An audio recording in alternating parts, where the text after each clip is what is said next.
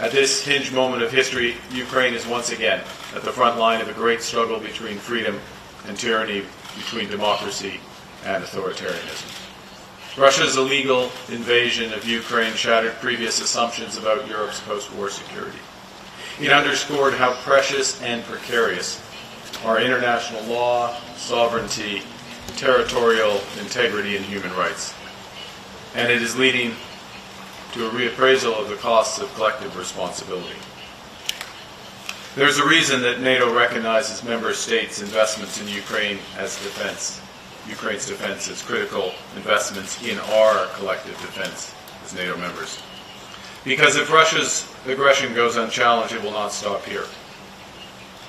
Ukraine's destiny helped shape that of Europe and the world in the early 90s.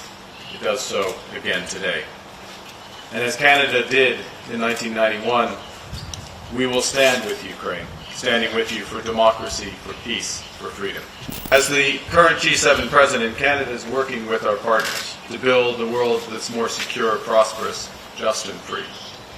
And to those ends, I invited President Zelensky to attend the G7 summit in Canada in June, because no decisions can be made about Ukraine without Ukraine at the table. And because those decisions must be taken from a position of strength. To support that strength, at the G7, as the President just mentioned, Canada launched our latest package of sanctions on Russia, amongst other things, prohibiting the import of Russia's most valuable exports, prohibiting sales to Russia in their aerospace industry and shipping, sanctioning now over 3,000 Russian entities and their enablers. In parallel, we're investing today $2 billion in new military assistance for Ukraine. $800 million of this will help strengthen Ukraine's arsenal for the most urgently needed defense equipment, drones, ammunition, armored vehicles. And we had a discussion today about specifying and targeting that assistance where it will have the greatest impact, and we will do so.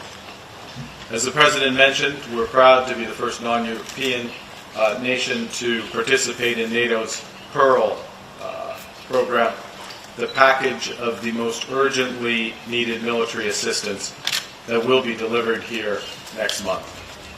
We'll also fund over $200 million for the joint production of defense materials in our two countries, particularly advanced drones using Canadian suppliers. And another $165 million for critical multilateral efforts, including, again, enhancing drone resources, as well as more money for humanitarian assistance to support civilians affected by this horrific war.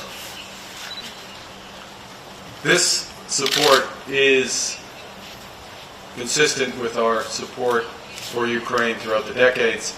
It's also part of our broader approach, our new government's broader approach to step up our role in collective security for Ukraine, in Europe, with our NATO partners, and around the world. Because leadership requires not just the strength of our values, but the value of our strength. Canada has what the world needs: productive industry, highly trained military personnel, a wealth of natural resources. And we have a heart.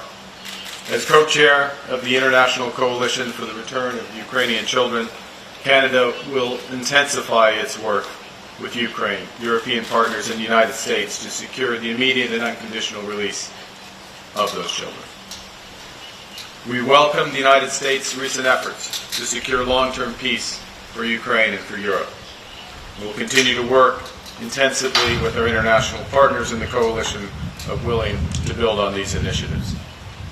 In doing so, we emphasize that the approach for securing peace must remain consistent with these principles of no decisions about Ukraine being taken without Ukraine, and no decisions about Europe being taken without Europe.